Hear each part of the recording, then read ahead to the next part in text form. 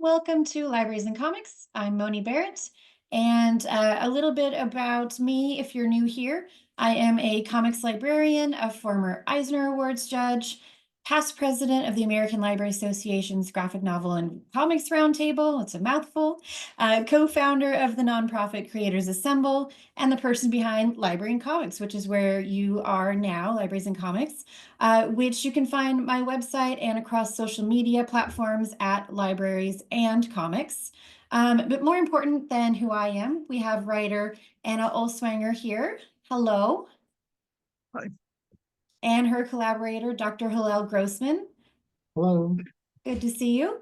Part of the team behind the Eisner-nominated graphic novel, A Visit to Moscow. I'm so happy that you're both here, and we'll have you guys introduce yourselves momentarily. But first, for those who have not yet checked out A Visit to Moscow, it's a short historical fiction piece about an American rabbi traveling to the Soviet Union in 1965.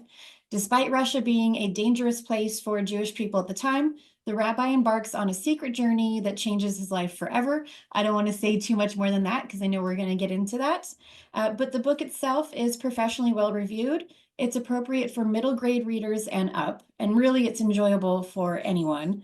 A Visit to Moscow was published by West Margin Press, available online wherever books are sold, and it actually includes a free educator's guide for easy incorporation into classrooms and libraries. And this was put together by the folks at the nonprofit Creators Assemble, the group of educators there. And you can access the guide at creatorsassemble.org.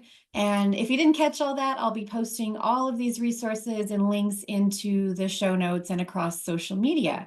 So with that, deep breath. It's good to see you both. I would like to have you both introduce yourselves for the audience. We'll start with Anna, if that's okay. Yeah, excuse me. I'm a writer. I'm a literary agent. I represent author illustrators. I am the author of 3 books, and A Visit to Moscow is the latest. It's a graphic novel. It's based on a story by Rabbi Hillel Grossman.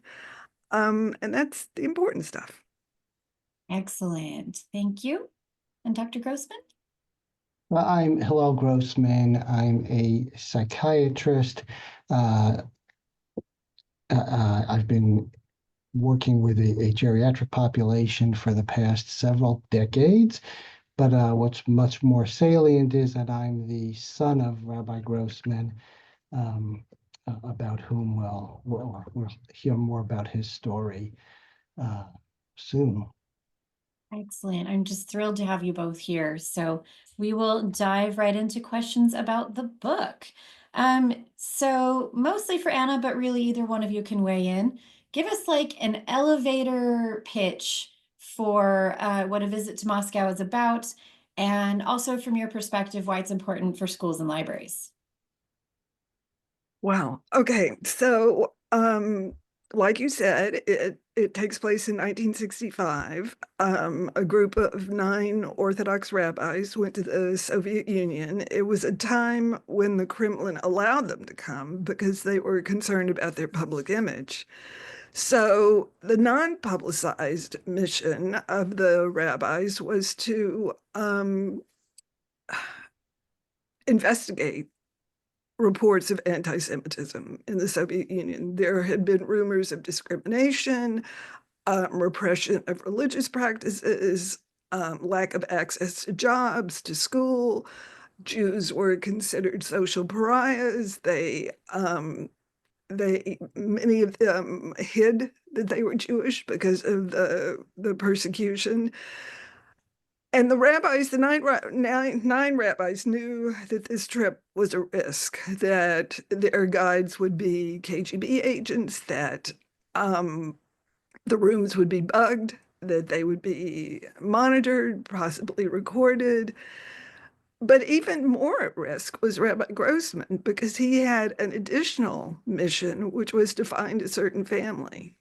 And his finding that family is the story of A Visit to Moscow. Hello, do you want to add something to that?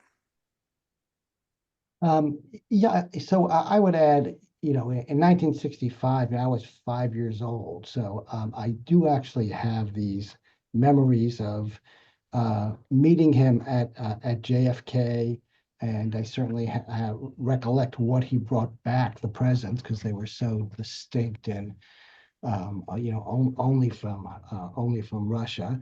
But as Anna mentioned, this became a life mission for him. It was a transformative trip, and my father was a bit of a larger than life person, so his life mission became a mission for the world. Um, and and that mission, became a part of our own lives, and that mission was making the world aware of the plight of Soviet Jewry.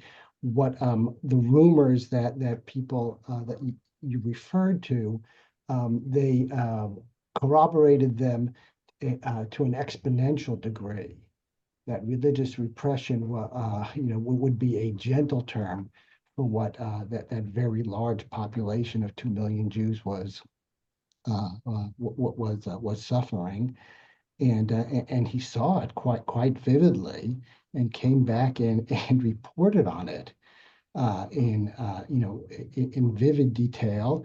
And I think most importantly and pertinent to this conversation, he was a great storyteller, and the power of his the core of his power to relate what was happening was his storytelling.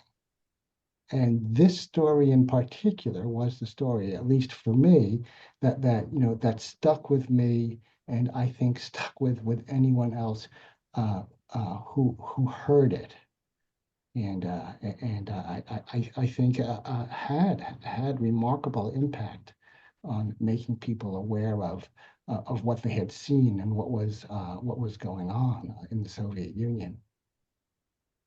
I would agree.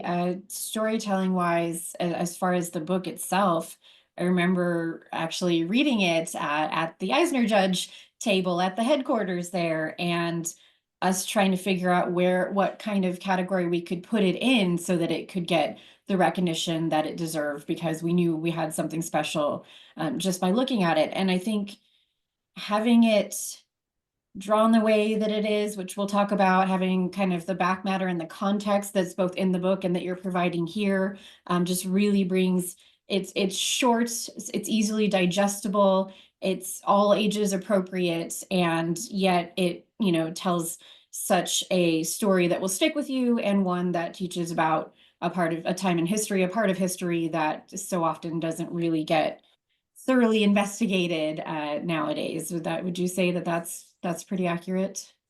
Yeah. Yeah. So you said that Dr. Grossman, you said that your dad was a great storyteller. Do you remember other stories like this one? Is there more to this Hmm. that you can recall? So so, thi- so this story, I have to say, is one that I heard many times in many contexts. And it was not a static story, because the person or the people about whom the stories built around had a life that did go on, and that did change over time, as as the book outlines. Um, so to my mind, there is no story quite like this one. Again, he had many other stories. He brought back, again, it's such a indicative of the time. He took pictures, though I don't think there's any other juncture in his life when he ever used a camera. But he had a camera. Someone gave him a camera specifically for this trip, and he took pictures, and those pictures were made into slides. That's how you looked at them back then. And those slides would provoke a picture. There'd be a slide, and you'd see he'd point out, well, that woman was our guide, and she had a big 1960s type bouffant, and he would say, and inside her hair, she had microphones.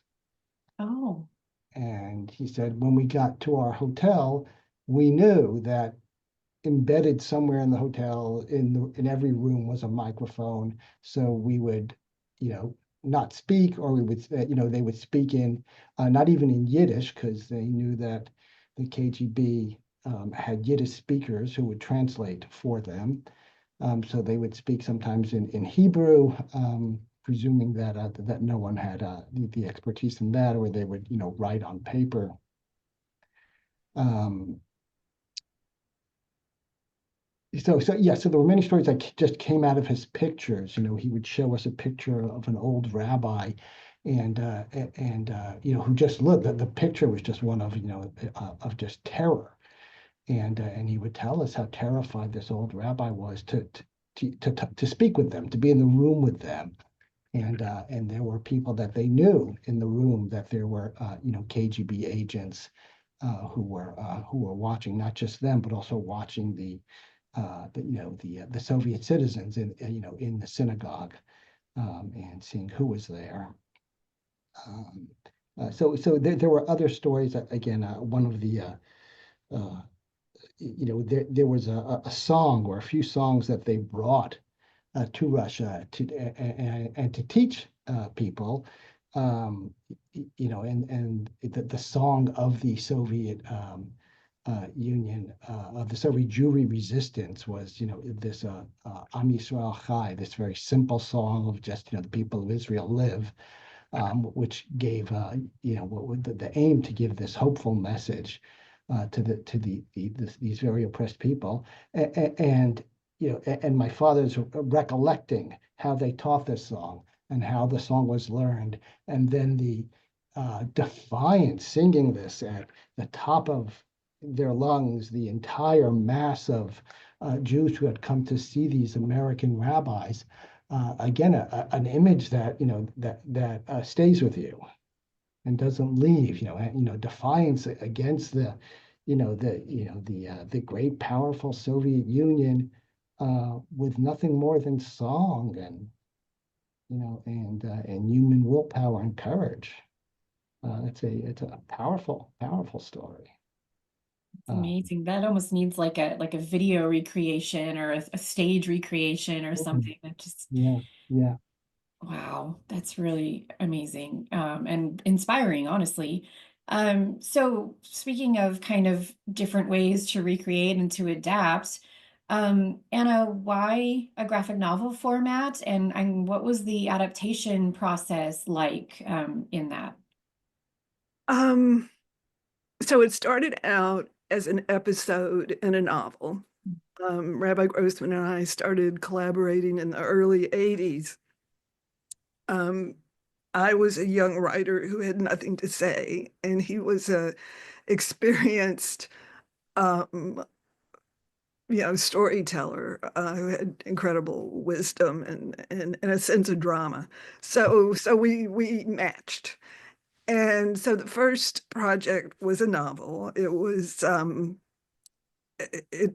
one of the characters was based on his cousin, who was led the resistance of the Bialystok ghetto. And as we're constructing this novel, he mentioned that he had been to the Soviet Union in 1965. He had met a family. The parents were Holocaust survivors, and the little boy had never been out of the room he was born in.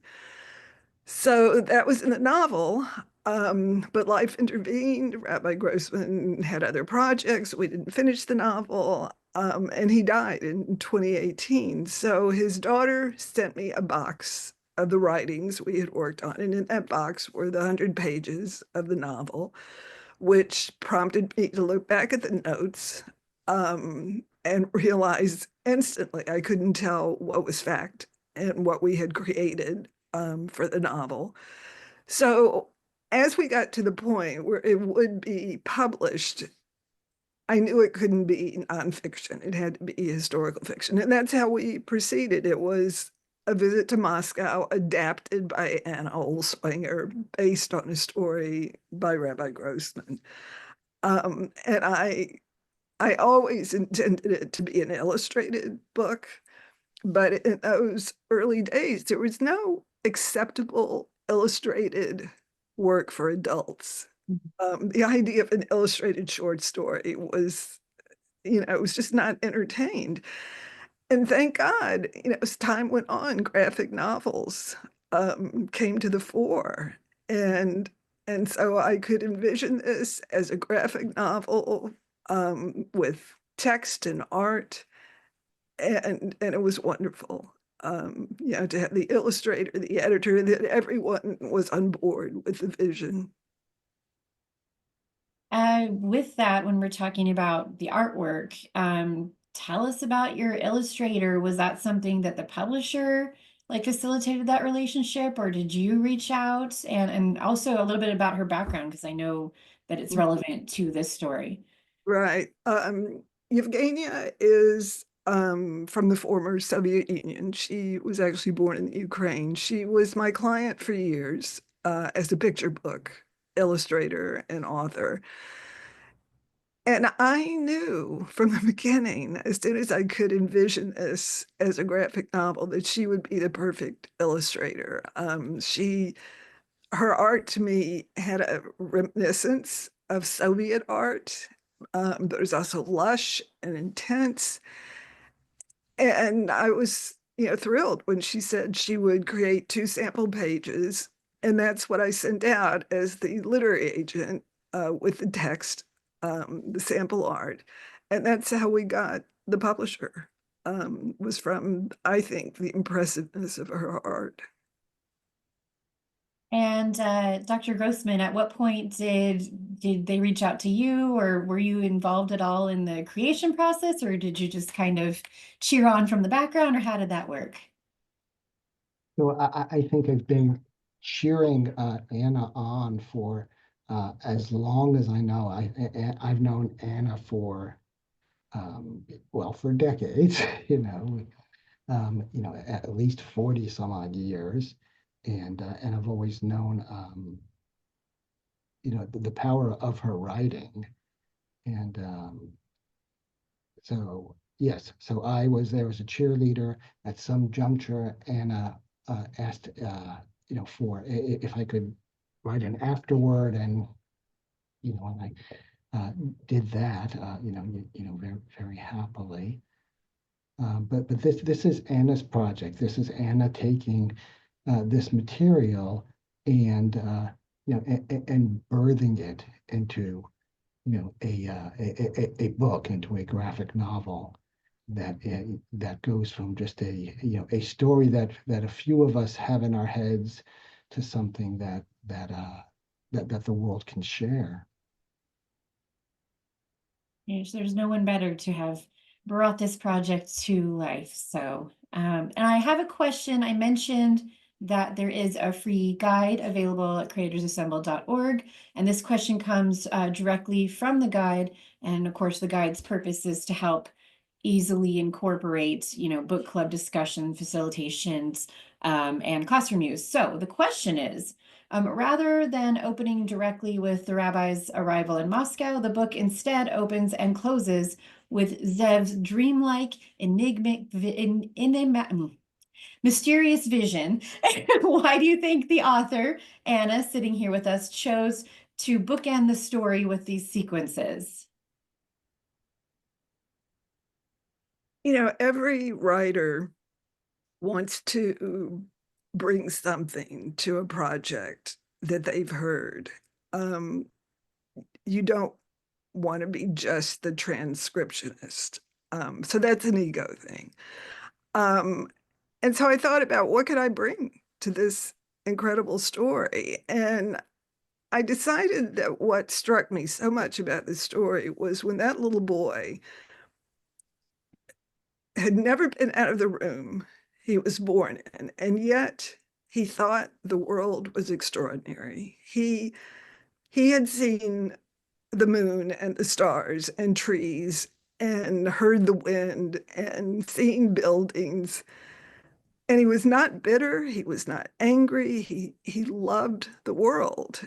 And Rabbi Grossman told me that later, after the family was able to get out of the Soviet Union and they were in Israel, he remained the same. He thought he loved the land of Israel. He loved the cities. He loved cars. He loved bicycles. He loved everything. He thought the world was extraordinary. And he thought that being alive on earth was like being in heaven.